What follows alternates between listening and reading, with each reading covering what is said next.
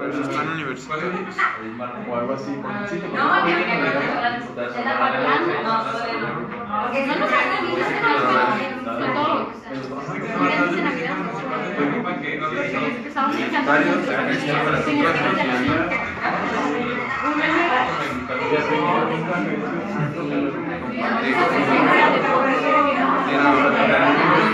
Es el primer visitante. A ver, déjame ver. Ya lo compartiste. No, nunca fue. ¿Nunca qué? Nunca vendría. Ahí está. Vendría por ya que se puede. Ok, ahora cómo lo comparto yo mismo en un grupo. ¿Tú ya lo compartiste? En una página. Uy, eso no puedo. ¿Cómo le haré para compartirlo en un grupo?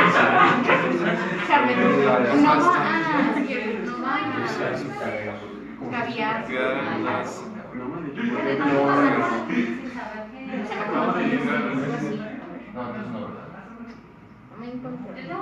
Yo creo que ya.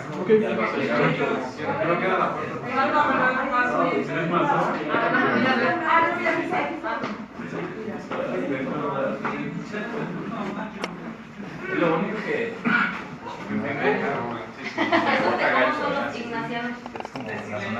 Ay, no. No te creas. Luis, Pero sí, hagamos asignaciones y son de silencio. Buenísimo. Tengo ganas de. No, pero de hecho puedes decir. No he ido. Ah, ya va a empezar, se me hace. Sí, ya. Tercera llamada. Primera llamada, segunda llamada, tercera llamada. Sí, ya. Primera, segunda, tercera llamada. Ahí está. Ah, y en el sillón, sí, yo. Ándale, pásale. Ay, pero luego no voy a platicar. Pues no, pero sí te voy a Bien platicar. escuchar o platicar. Perdone. Ya. No te preocupes. También estamos transmitiendo en vivo en el Facebook. ¿Sí? Por si quieren darle like y compartir el video. Pero no tengo la página. ¿Pero con quién están en el El grupo de universitarios de Cristo. Ah, no. Envíen la solicitud. O los busco yo. No se va a poder porque va a estar mandando la Bueno, ahorita no. ahorita rápido. A ver, ¿cómo están ustedes? Universitarios de Cristo, ¿correcto? Ajá.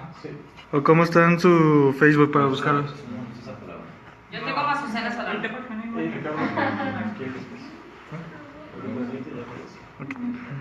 Aquí está. ¿Está un sagrado corazón? Sí. Te agrego ya. Bueno, muchachos, como veo al menos un par de rostros nuevos, voy a dar una pequeña introducción para que sepan el tema del círculo, porque creo que tal vez algunos no saben muy bien de qué trata. Este círculo de formación, que se está dando los lunes de tradición religiosa cristiana sobre estos temas. Ahí me tocó hablar de un tema muy importante que es Freud, el padre del psicoanálisis, y cuál es el impacto que ha tenido el psicoanálisis en la cultura. Pero bueno, la exposición va a ser, tomando en cuenta que hay mucha gente que no ha estudiado psicología o que no tiene nociones básicas de psicoanálisis, una exposición desde la vida de Freud, algunas de sus teorías principales, el impacto que tuvieron y cómo hoy en día las seguimos viendo. Pero bueno, el primer punto sería hablar un poco sobre Sigmund Freud y el contexto en el que él nace y crea su obra. Freud es un personaje que está atrapado entre los dos siglos, pertenece tanto al 19, 1800, como al 20, que sería ya 1900. Esto es muy interesante porque nosotros vemos su pensamiento a rasgos muy claros del siglo XIX como del siglo XX. Más adelante voy a hablar de esto a profundidad, pero bueno, para que sepan de Freud, Freud es de origen austriaco, o sea, de origen alemán si quieren para más fácil, de ascendencia judía, aunque siempre fue abiertamente ateo. Es considerado el padre de la psicología, aunque la psicología ya existía antes de él, debido a su considerado padre, me refiero, a los aportes que él hizo. Además se le reconoce por la fundación del psicoanálisis, que es una teoría que él crea para analizar absolutamente todo, que estudia tanto el arte, la cultura, la política, la filosofía y demás. Aunque el psicoanálisis tiene raíces filosóficas muy claras y ha tenido mucho impacto en la actualidad, en general la gente no conoce nada de él o sabe muy poco sobre Freud, pero eso no hace que estén exentos de este impacto. En mi experiencia personal, por ejemplo, hace una semana o dos, yo estaba leyendo un libro de Freud para prepararme a esta conferencia, que es el libro del Maestría en la Cultura, en el cual baso sobre todo esta conferencia. Y alguien me preguntó qué estaba leyendo, y cuando dije Freud, me decía que nunca lo había escuchado. Y es muy curioso porque aunque nunca lo había escuchado a esa persona, es muy probable que él viviera inmerso en principios del psicoanálisis y en la cultura freudiana. Pero bueno, Freud y el siglo XIX. Yo decía que es un pensador en dos siglos, XIX y XX. Vamos a ver primero la influencia que él tuvo en el siglo XIX. El siglo XIX fue un siglo en que hubo un cambio de paradigma, es decir, hubo un cambio de pensamiento. El cambio de pensamiento fue el de la ciencia. ¿A qué se refiere esto? Por ejemplo, en la edad clásica grecolatina, el pensamiento se regía en torno a la idea de la filosofía, es decir, se buscaba la verdad a través de la filosofía. Y tenemos las figuras de Sócrates, Platón, Aristóteles y demás. En el medievo, la Edad Media e incluso un poco del Renacimiento, era la idea de Dios, es decir, se buscaba la verdad, se regía la sociedad a través de la idea de la teología. Y tenemos Santo Tomás, San Agustín, Ockham y compañía. El siglo XIX fue el siglo en que se cristaliza algo que hablé desde la Ilustración, que es el cambio a la ciencia. Se va a buscar la verdad a través de la ciencia. Les voy a dar una prueba de esto. Del siglo XIX son realmente la mayoría de las ciencias como tal. La pedagogía, la sociología, la demografía, la psiquiatría, la psicología como tal son del siglo XIX. ¿Qué quiere decir esto? Que antes de esa época no había habido ningún trabajo de sociología, demografía o psicología. No, claro que sí había habido. Si analizamos de hecho la obra de Platón y si analizamos por ejemplo la psicología como el análisis de la psique humana, es decir, de la psique, del alma humana, vemos que en esos autores ya hay claramente psicología. Sin embargo, lo que va a hacer Freud y lo que va a dar mucha importancia es que él va a intentar llevar esto al siguiente nivel. Va a hacer que la psicología sea una ciencia, no una humanidad, que de hecho es muy cercano al estudio de las humanidades al de la psicología. ¿De acuerdo?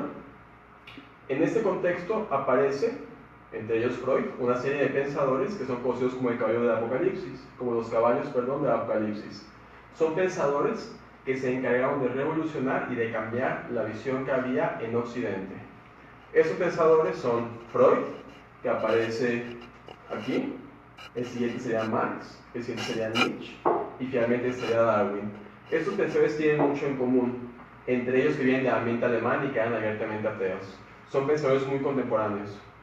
Algo que me parece muy claro es el caso de Freud y Nietzsche. Freud y Nietzsche son tan contemporáneos que incluso tuvieron en común una mujer, que era Andrea Le Bon Salomé, que fue amante de ambos. De hecho, quien está realmente en el grado de filosofía detrás de Freud es Nietzsche. Y quien hizo que Freud conociera la obra de Nietzsche fue esta mujer, Andrea Le Bon Salomé, conocida más popularmente como la bruja de Hannover, la bruja de Hamburgo. Esta mujer fue una musa generacional y estuvo muy relacionada no solo con sus pensadores, sino también con poetas y filósofos como Rilke o Klee, si no me equivoco. De hecho, Klee, que era amigo de Nietzsche, se suicidó en el lugar donde la conoció. Pero bueno, estos cuatro pensadores, les decía, tienen mucho en común y se enmarcan en la revolución del pensamiento. Es decir, nosotros vimos la semana pasada, aunque era nada más por nombrar, a Antonio Gramsci. Gramsci es el principal teórico del neocomunismo o del eurocomunismo, y él fue el primero que pensó que la forma de cambiar el mundo era cambiar la cultura, porque a través del cambio de la cultura se cambiaba la forma de pensar. Gramsci dice que siempre que hay una gran revolución, antecedente a esta gran revolución, hay una revolución en el pensamiento, y usa el caso de la Revolución Francesa. Dice que la idea de que Voltaire, Diderot y demás, que estaban nada más en Francia de la monarquía del siglo XVIII como bebiendo, criticando gente y demás, eso era erróneo, eso era muy simplista.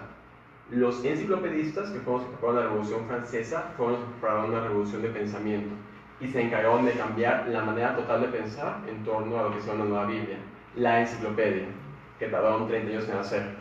Estos cuatro pensadores se van a encargar de destruir la visión de Occidente, de destruir una visión de Occidente que se ancla en la cultura grecolatina y continúa hasta el cristianismo y que termina en su época. ¿A qué me refiero? Occidente se había creado, aparte de los pilares del cristianismo, en los pilares del pensamiento griego, principalmente Platón y Aristóteles. Las teorías de esos cuatro pensadores se van a encargar de criticar y de intentar deconstruir esa idea. Les voy a poner el caso más claro que es el de Freud, porque vamos a ver.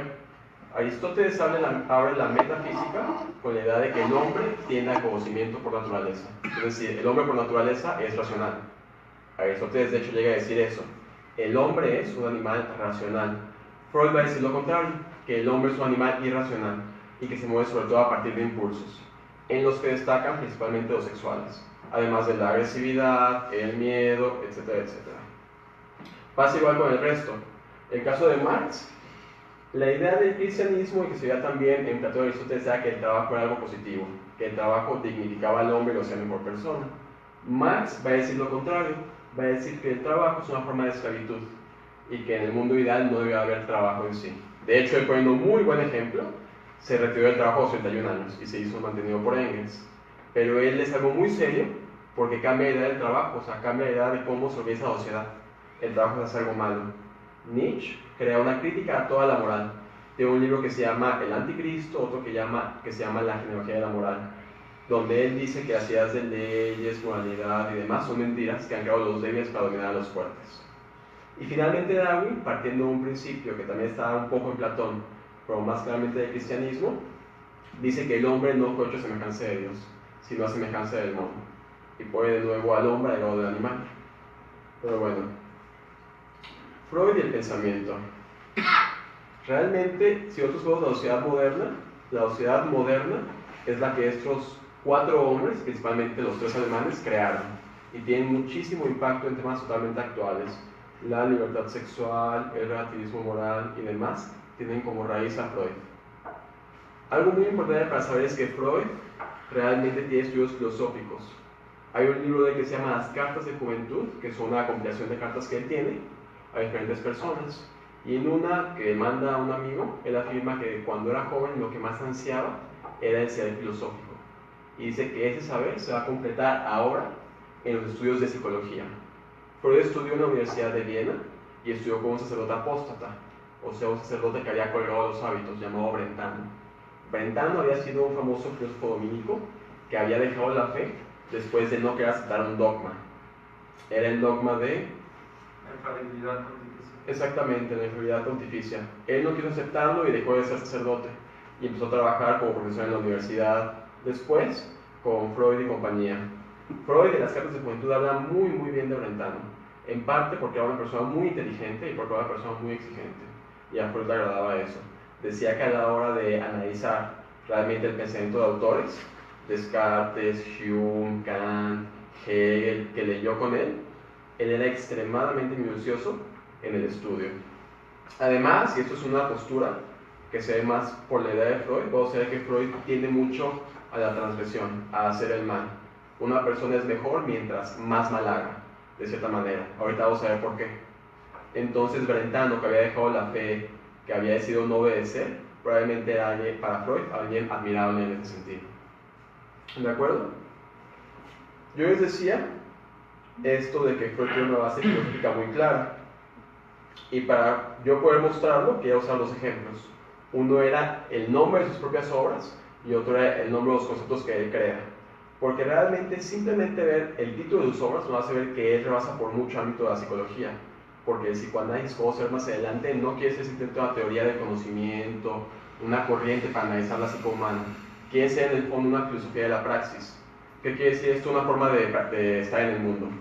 O sea, praxis quiere decir práctica, quiere decir una manera de estar, ¿de acuerdo? Cómo actuar. Pero bueno, volviendo al tema, quiero que vean algunos de los nombres de las obras que hizo Freud. Por ejemplo, estaba Moisés, el Moisés de Miguel Ángel y la religión monoteísta, lo siniestro, el tabú de la virginidad, el malestar en la cultura sexual. Es decir, yo pienso que alguien cuando vea a simple vista el nombre de esos trabajos, no se imagina que sea algo que haya hecho un psicólogo, sino algo que haya hecho o un antropólogo, o un filósofo, o un literato. Más aún, los términos que él mismo toma, por ejemplo, complejo de Edipo, narcisismo, complejo de Electra, no son términos científicos, ni tampoco son términos que él haya inventado, son términos que provienen realmente de una tradición artística, principalmente literaria. Entonces esto, para empezar, y quiero que quede claro, nos demuestra que Freud se aleja mucho de ser simplemente psicología. Él rebasa por mucho el ámbito de la psicología y quiere estar en el mundo concreto.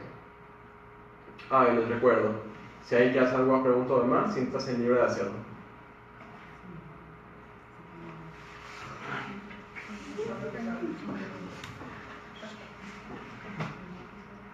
Pero bueno. Por eso yo tengo. Solo el dogma, o sea, ¿cuál fue el nombre y el resumen? La infabilidad pontificia. La infabilidad pontificia, el hecho de que el Papa, en cuestiones de que no podía equivocarse. Y probablemente Brentano, que era alguien muy inteligente, pero también muy soberbio, y que él había estado en contra de ese dogma, no quiso aceptar la idea. Gracias.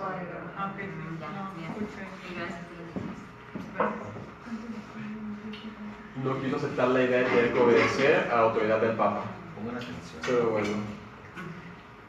El tema central de esa conferencia era Freud y la cultura, un poco también Freud y el arte. Y ahorita vamos a ver cuál es el impacto real que tenemos.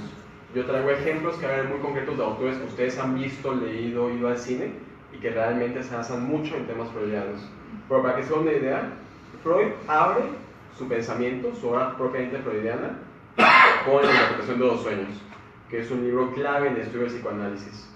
Este libro lo publica en 1900, sin embargo se especula que ello había acabado en 1898 o algo por el estilo.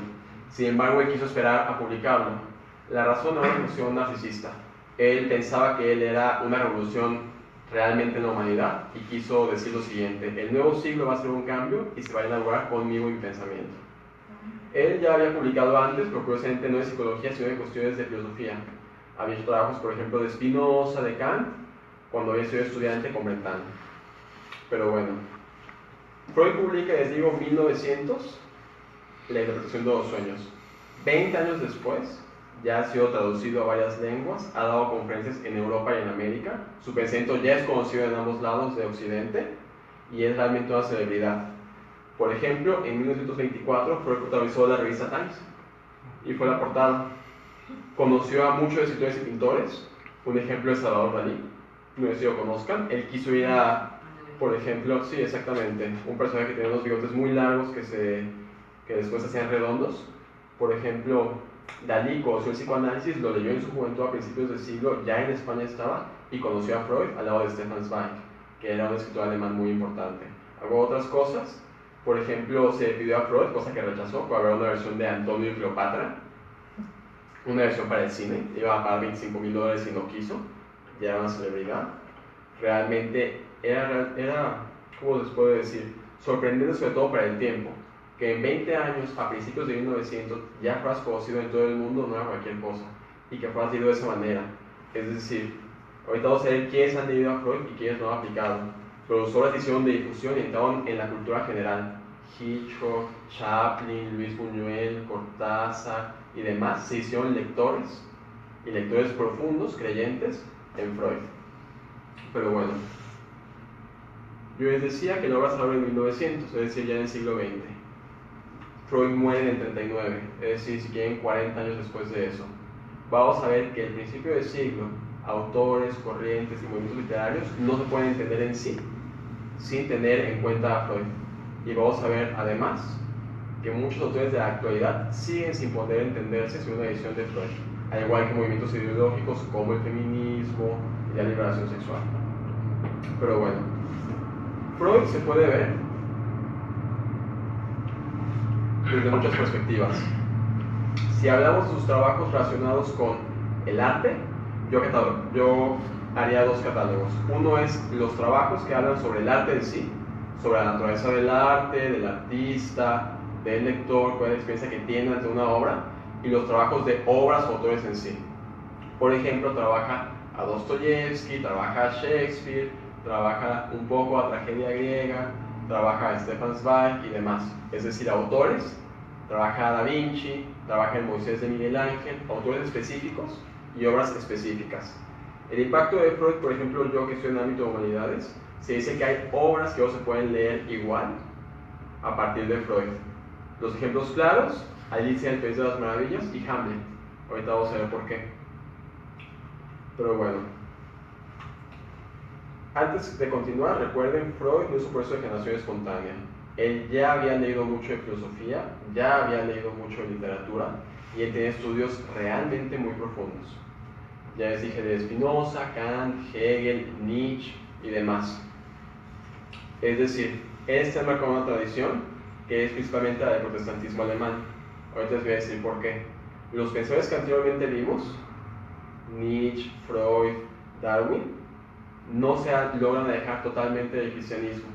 Simplemente, digamos que lo arruinan, porque toman conceptos clave del cristianismo y los deforman.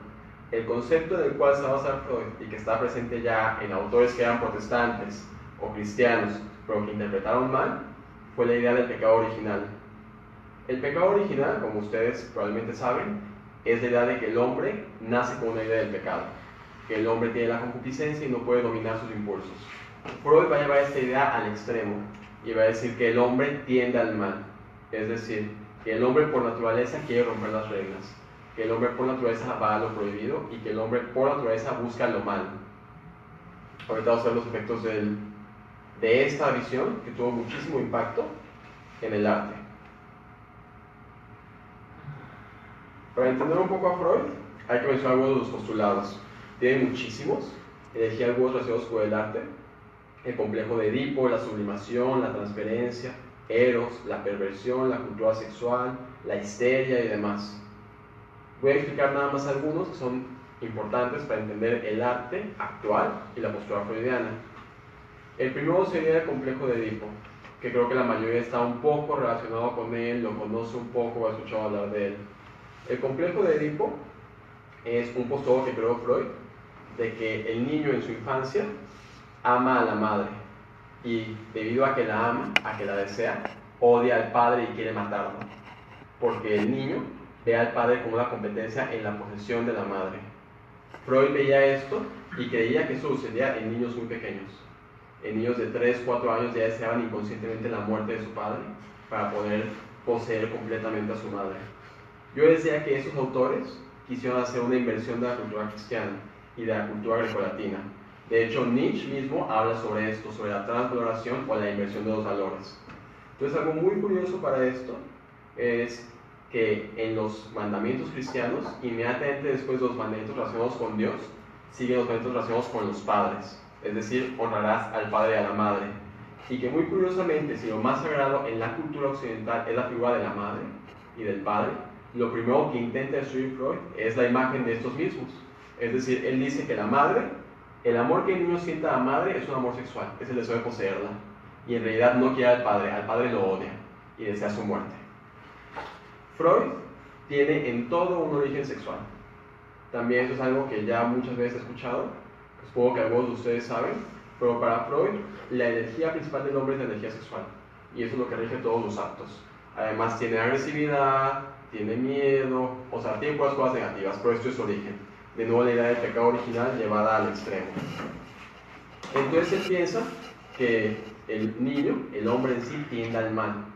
Les digo, quiere hacer las cosas malvadas, pero no puede porque está la ley, en este caso el padre. Si él intenta tomar a la madre o matar al padre, el padre va a defenderse y no se lo va a permitir. ¿De acuerdo? Entonces para Freud lo que dice es que el hombre, esta energía sexual que no puede realmente transformar, que no puede ejercer, termina transformándola, y ese es el origen del arte. En un trabajo que él tiene muy corto, que se llama Cultura Sexual, dice que el origen de la cultura es la represión sexual, y que una cultura es más culta mientras más reprimida esté. Sobre esto hay que ver también que Freud está en un ambiente especial. Él está en el ambiente del siglo XIX, de la cultura principalmente inglesa-alemana. Y para poder ejemplificar esto siempre uso un ejemplo literario, que es Orgullo y Prejuicio. Lo uso porque esta es una novela muy popular de una autora que se llama Jane Austen, y que en general la gente o la ha escuchado o la ha leído o incluso ha visto la película. ¿Qué es lo que pasa para acá en el ambiente en el que estaba Freud? Esta película es como el prototipo de la película amorosa o del libro amoroso. Es una chica que está enamorada de un hombre rico y su hermana, que se llama Jane, está enamorada del mejor amigo, y está su hermana que vive con otro hombre y demás. Es decir, es una obra amorosa, ¿verdad? Sin embargo, en esta obra, perteneciente a la cultura inglesa, una novela amorosa, en todo el libro no hay una sola escena de beso. Es decir, una serie de parejas, muchísimas parejas, matrimonios y demás, y nunca se besan. Y uno se pregunta entonces, en la cultura en la cual se movió Freud, en el ambiente inglés, en el ambiente alemán, ¿cuál era el papel que tenía la sexualidad? Efectivamente había represión, pero Freud lo lleva al extremo y piensa que es una represión horrible, y que el hombre es malo y demás. Por ejemplo, él piensa que la monogamia y que el matrimonio no pueden realmente darse. Dice que son un invento. Pero bueno, para hablar mucho del tema, les digo, el hombre es sobre todo sexualidad. Incluso el complejo de Edipo, la primera fase que él tiene en su desarrollo, es un ejemplo de sexualidad. No puede ejercerla, porque la sexualidad desenfrenada no puede ser socialmente aceptada. Entonces lo que él hace es la sublimación. La sublimación es un proceso de purificación. Les voy a poner un ejemplo. Yo quiero ser un asesino serial, quiero matar gente y demás, pero no puedo porque la policía me va a agarrar, porque van a matarme a mí al final, etcétera. Me hago un doctor, porque como doctor tengo contacto con la vida, puedo abrir personas y demás. Es decir, sublimo mi lado oscuro hacia una función positiva. Así, por ejemplo, el deseo sexual se sublima en el matrimonio. ¿De acuerdo?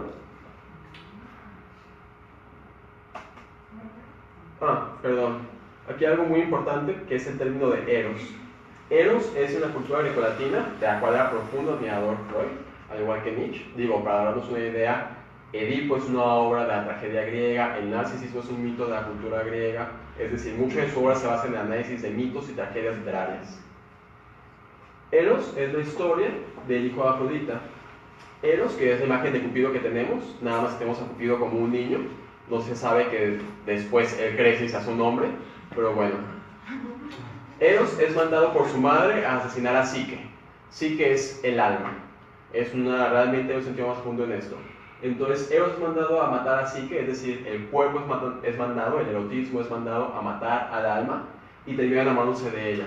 En este mito griego se ve que la sexualidad, es decir, el cuerpo tiene que estar subordinado al espíritu. Es decir, el impulso sexual que representa Eros en la cultura griega que va a retomar Freud, termina enamorándose del alma. Y así es como, según la cultura grecolatina, el alma domina el cuerpo. Para Freud eso no va a pasar. Él dice que en vez de ser un encuentro tiene que ser una lucha y que siempre esté en constante choque. Es decir, el Eros, que sería este impulso sexual, y lo que sería después el impulso del alma, el impulso espiritual, que para Freud ni siquiera existe como tal. Freud es un pensador ateo, no cree en la existencia del espíritu. Pero bueno, un primer ejemplo para que vean, esta es una obra de Alfred Hitchcock. Supongo que algunos lo han escuchado. Hitchcock tiene toda su obra basada en teorías de psicoanálisis. Si vemos, no sé, Vértigo, si vemos Los pájaros, si vemos Psicosis, si vemos Recuerda, que es esta película, siempre hay muchísimas imágenes provenientes del psicoanálisis, teorías del psicoanálisis y demás. De hecho, esta obra en particular fue creada por Salvador Dalí, y con esta obra me refiero a Los ojos. Los ojos son una pintura de Salvador Dalí que decidió abiertamente colaborar con Hitchcock, otro psicoanalista, para poder trabajar en una película. Si quieren algo más moderno, está el ejemplo de Inception, porque también la vieron. Jorge, respecto a los ojos, dices que los tomó de un sueño, ¿no? Que es volver a lo mismo de Freud en el método. O sacó el material del arte de su inconsciente, por así decirlo, ¿no? Exactamente.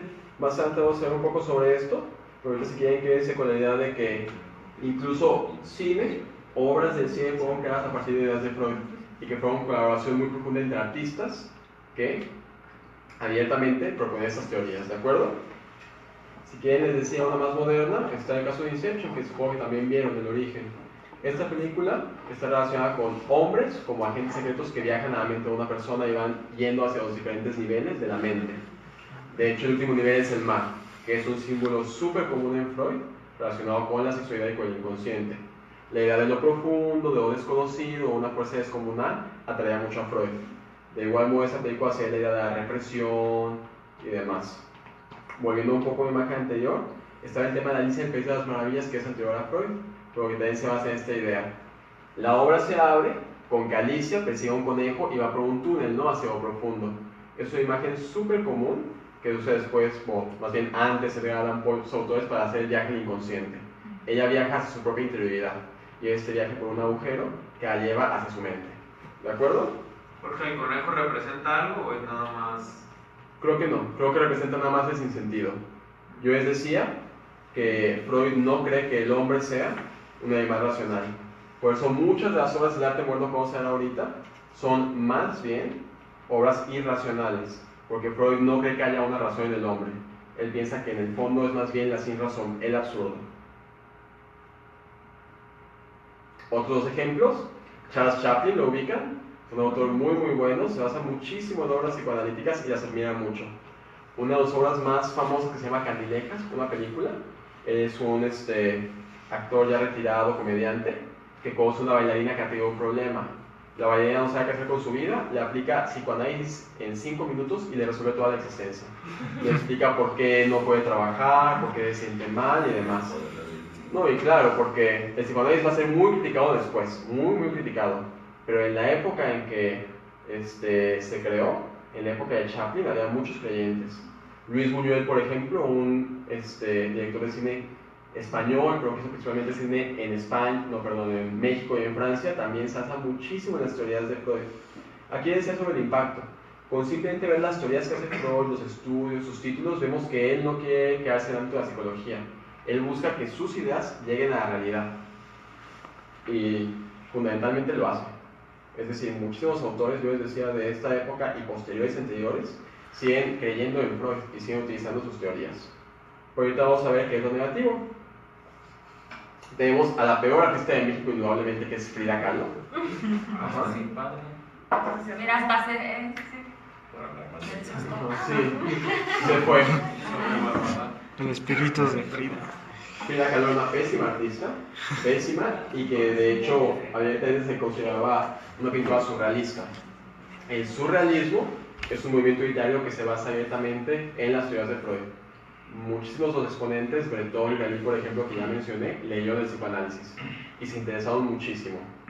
Ahora, volviendo un poco a esto, sobre el arte en Freud, vamos a hacer una síntesis. Todo en el hombre tiene un origen sexual, es lo primero.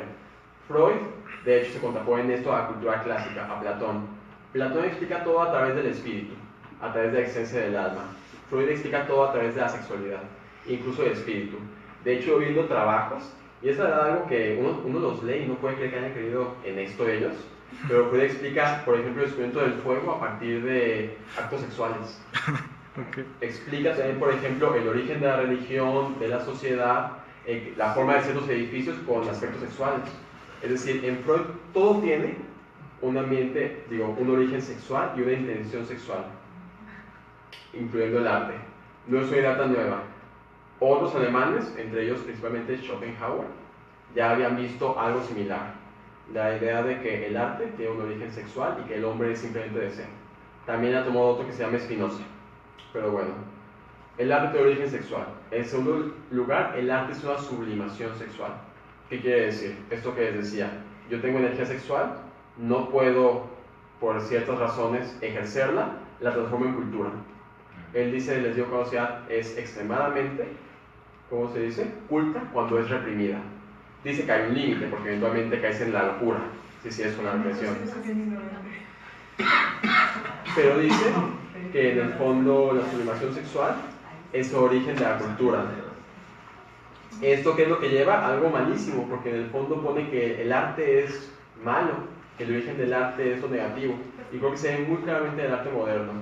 Volviendo a la cultura grecolatina, a la cultura medieval, por ejemplo, los poetas antiguos, griegos, latinos y demás, creían en la inspiración, y decían que la inspiración, lo que producía el arte, era que en un momento tenías una posesión divina, es decir, que te conectabas con la divinidad, y la divinidad te permitía producir belleza. De hecho, Platón opinaba que la belleza era como algo extraño en nuestro mundo y que realmente pertenecía a Dios, como una manifestación de la divinidad. De igual modo, en el pensamiento platónico está la idea, les decía, de que los poetas son algo también como el vehículo de los dioses. Bueno, no tanto en Platón, que también tuvo mucho que hacer, pero sí en los griegos, en que los poetas son realmente intérpretes de los dioses. Que dice Freud, todo lo contrario, que el hombre, al producir arte, no se relaciona con Dios, con la divinidad o con un pensamiento superior, sino que se relaciona con un pensamiento inferior, con su subconsciente, con los complejos, con las enfermedades y demás. A nivel ontológico, es decir, a nivel de la naturaleza de las cosas, hace que el arte sea algo malo en sí. El origen del arte es el mal. A nivel, ¿qué sería la apreciación inmediata? Hace dos cosas. Uno, que el arte sea hipersexual actualmente. Otro, que el arte tenga un culto a lo feo. Tenemos, por ejemplo, acá dos obras de Salvador Dalí, que como Dalí es mejor que Frida, y aparte tiene obras más variadas que esta, pero bueno. Dalí publicó, basado después en el Benedetto Croce y demás, un texto que se llamó El asno podrido. Tiene un cuadro que tiene ese título, que era un manifiesto del surrealismo. Él decía que el arte, su función era acabar con la moral burguesa, es decir, acabar con la supuesta moral, con el tabú y demás. Que el arte debía asustar, que el arte debía ser algo repulsivo. Él decía que el surrealismo como tal solo puede producir esto: lo feo, lo asqueroso, lo deprimente y demás. Y miren las obras que él creó. Digo, él tiene otras obras muy buenas, tiene por ejemplo un Cristo, una proyección muy interesante, muy buena, pero realmente hizo que el psicoanálisis, entre otras cosas, hubiera un culto a lo desagradable, un culto a las cosas feas. Tenemos un caso posterior que es el de Duchamp. Duchamp, que es la persona que aparece junto a Orinal, es posterior y no tiene tanto que ver en sí con el psicoanálisis, pero tiene que ver un poco en sus ideas. ¿Qué es lo que él decía? Él tuvo un trabajo muy importante, muy malo también, en el fondo de nada, que fue que para la presentación de una pieza de arte decidió poner un urinal, que es el que aparece acá. Digo, vamos acá se ve también, pero creo que se distingue que es un urinal y que el título, si no me equivoco, fue.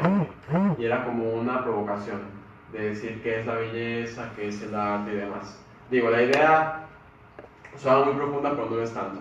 Es cuestionar la realidad, pero tiene que ver con las ideas de Freud.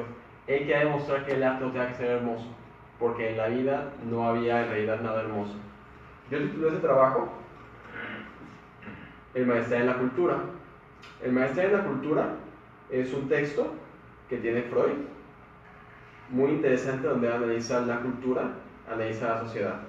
Y él termina diciendo, como dice varias cosas, algunas vamos a ver en la siguiente clase, pero las cosas que afirma es que la felicidad no existe y que la felicidad no puede alcanzarse. La felicidad es confundida en general con la idea de el placer. Dice que no podemos ser felices, podemos tener un mayor número de placeres y un menor número de dolores. Y es la visión de la vida actual. La gente no cree que puede ser feliz. Él dice que Dios no existe, que no existe la felicidad y por lo tanto tampoco puede existir la belleza. Él propone una vida donde dice que el hombre está luchando siempre con la naturaleza. Dice, la naturaleza es mala, el mundo es malo, los hombres son malos. Él dice que hay opciones, entre ellas aislarse y dejar el mundo, porque el mundo es negativo. Entonces, él dice, en ese sentido, que el arte, que tiene esta función de ayudar al hombre a hacerlo mejor, no puede salvarlo. Que el arte, en el fondo, no puede luchar contra el horror del mundo.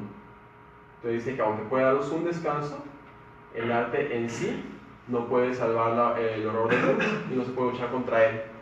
Por eso yo siento, y es un poco el tema para que tenemos que hablar, que el arte moderno se caracteriza por este culto o feo, por este llamado a tener fe en la belleza. Si en la antigüedad, yo les decía, había un gusto por la belleza, se creía que la belleza era algo divino, se creía que el poeta, el artista era posicionado por Dios para poder crear, él dice lo contrario. Dice que el origen del arte es lo grotesco, son los complejos y que por tanto el arte tiene que ser esto. Digo, ha cambiado mucho. Un caso fue el de otro surrealista, amigo de uno que se llama Sansara, no recuerdo el nombre ahorita bien, pero que sus trabajos inicialmente era gritar en un escenario sin sentido, agarrar y poderse disparar en un escenario al techo y demás. Ya para intentar explicar el sinsentido de la vida. Que los actos de hombre no tienen fin, no tienen finalidad, no pueden producir nada bueno. Él más adelante dijo que la forma de ser sin sentido no era el absurdo. Jorge, esas obras, ¿qué se supone que son? O digo, ¿se supone que son algo? Sí. Por ejemplo, esta se llama Lo lúgubre.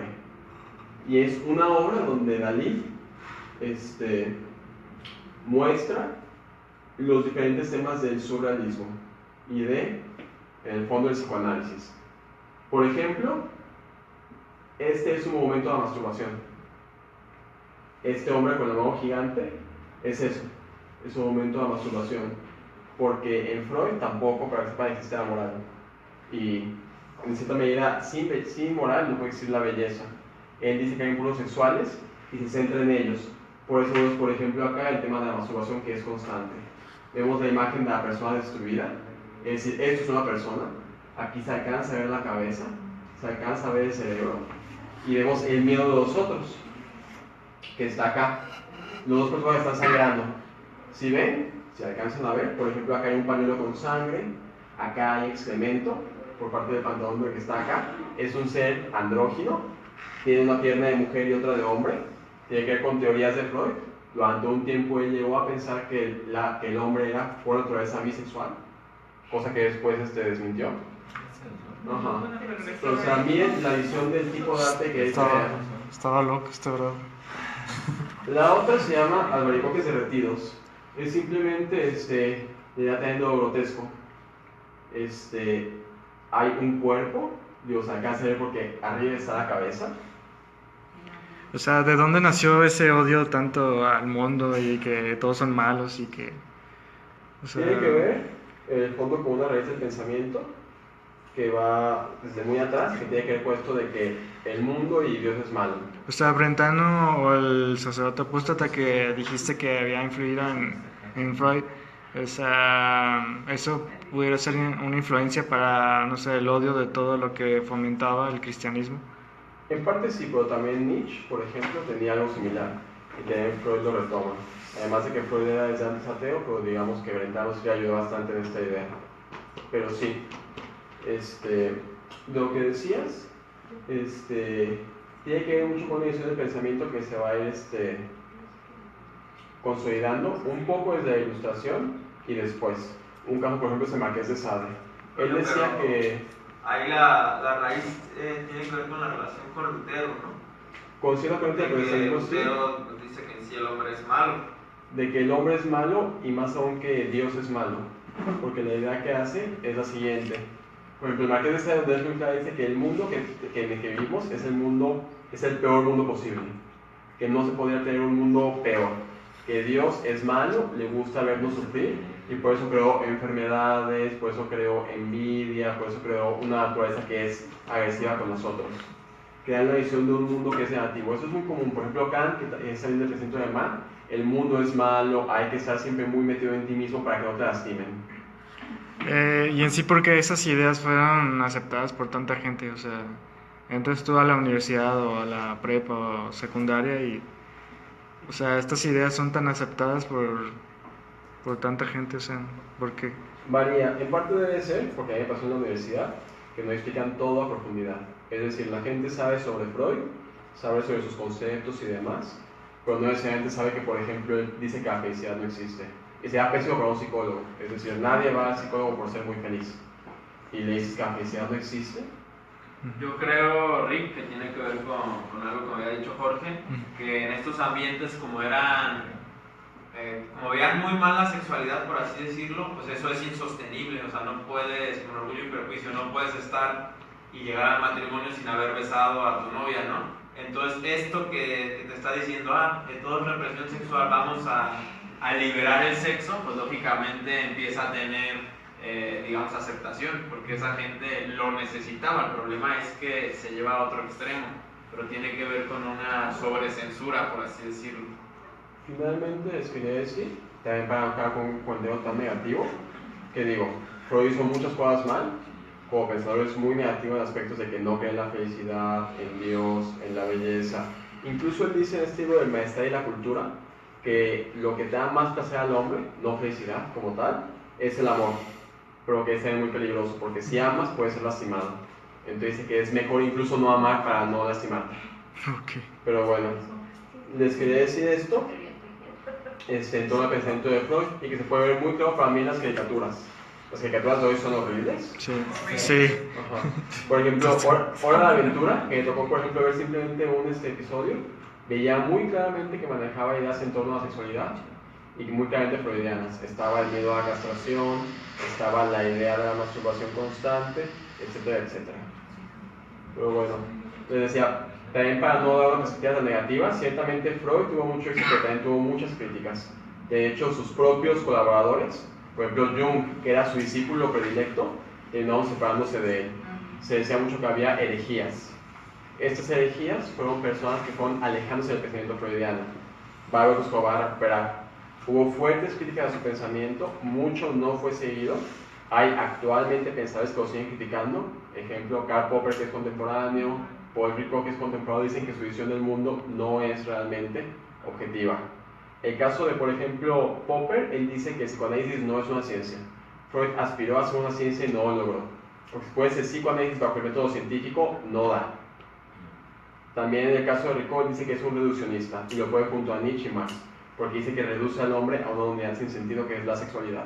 Dice, no se puede explicar que el hombre es inventa sexualidad, no tiene sentido. No importa qué tan mal pensado sea ni demás, no da.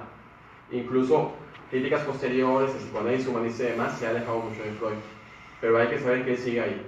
Y que mucho de que la sociedad actual tenga un gusto por lo feo, por lo desagradable, por la hipersexualización, por lo triste incluso, se relaciona con Freud.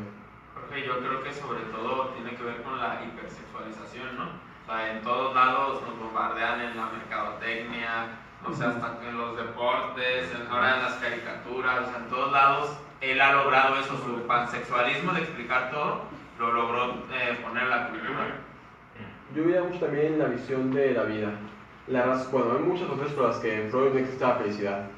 Entre ellas les decía que no existe Dios, entonces los actos no pueden tener un fin.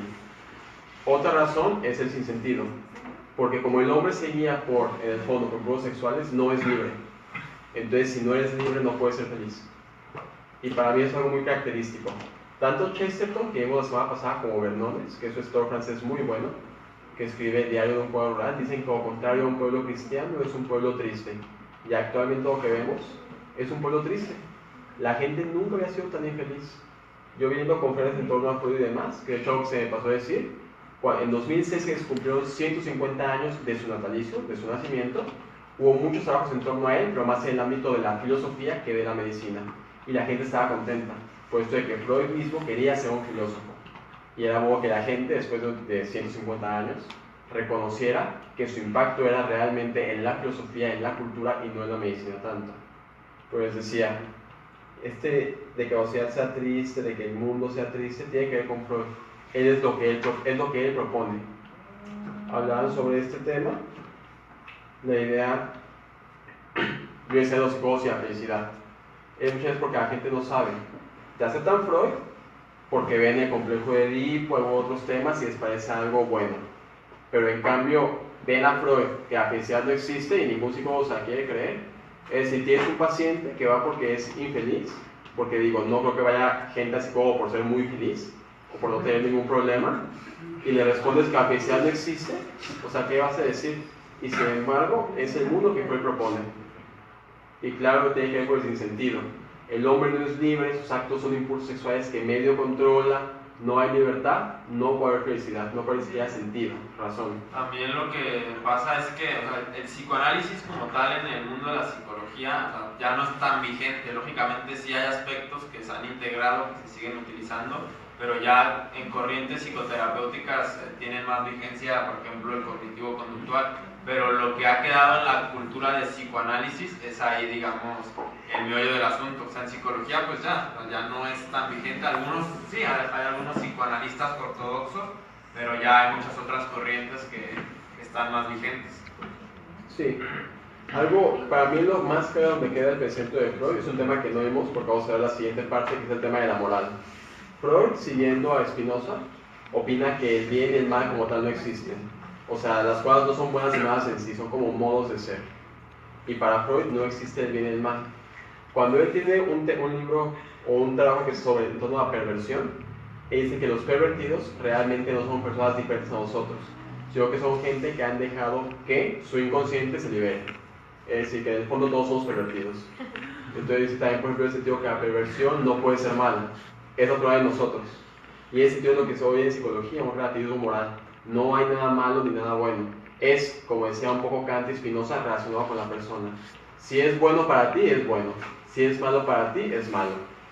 Y entre comillas, porque Freud decía, bueno, también un poco el tema para que sepan, en caso de que vengan a la siguiente, pero es importante, les digo, Freud no cree en la felicidad.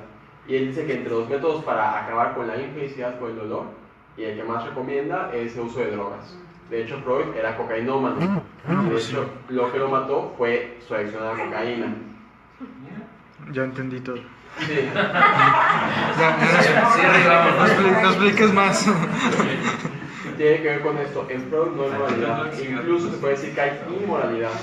Dice, por ejemplo, que el matrimonio monógamo, les decía, no tiene sentido, que de hecho es una forma de hacer más representada la sociedad, que el consumo de drogas está bien, incluso que la agresividad realmente está ahí y no se puede evitar. Pero bueno, ahorita pasaron 50 minutos y quiero hacer los últimos 10 para hacer si hay alguna pregunta o algún punto que quiera tocar en torno al psicoanálisis. Bueno, es que perdón, tengo una pregunta. Si Freud dice que nosotros tenemos la tendencia al mal, porque también dice que no existe ni el bien ni el mal, o sea, no me queda. Porque lo maneja Sí, no tenemos como tendencia al mal. bien y el mal en sí. O sea, no es que el Mal y malo. adulterio sea malo en sí. Ajá. O sea, es malo porque la sociedad te dice que es malo, pero no es parte de la naturaleza. El bien y el mal, como naturaleza de las cosas, no existe. Existe una construcción social. Es malo porque te dicen que es malo socialmente. Y nosotros tendemos a hacer lo que es socialmente malo, a hacer lo prohibido. Tenemos una tendencia a transgredir la norma. Y que se ve desde la primera norma, que es el complejo de Edipo, la norma del incesto que analiza. El niño desde 2 o 3 años ya quiere matar a su padre según Freud. Y aunque él no lo sabe abiertamente, inconscientemente lo sabe. Tiene este deseo. De hecho, todavía más atrás, o sea, él dice que la etapa oral, cuando el niño pues, va a la teta para alimentarse, lo hace también por un impulso sexual. O sea, ya desde más atrás él dice que el niño, o sea, todos sus actos son sexualizados. Para que vean, este es el tipo de sociedad que ha creado Freud. Eso se basa en una teoría que él tiene que se llama el principio del placer, que todo lo que hacemos se basa en esta idea del placer, de tener el mayor placer y evitar el dolor. ¿Alguna otra pregunta? Gracias. Entonces sería todo. Muchas gracias por venir. Espero que estén en la siguiente, porque en la siguiente veremos el tema. Sí. El siguiente tema, porque esto fue un poco Freud en la cultura, pero el siguiente va a ser un poco de la filosofía de Freud, cómo se aplica realmente en, por ejemplo, los temas de moral, esos temas del conocimiento de las personas, de la tendencia al mal, del relativismo, etcétera, etcétera. Pero bueno, muchas gracias.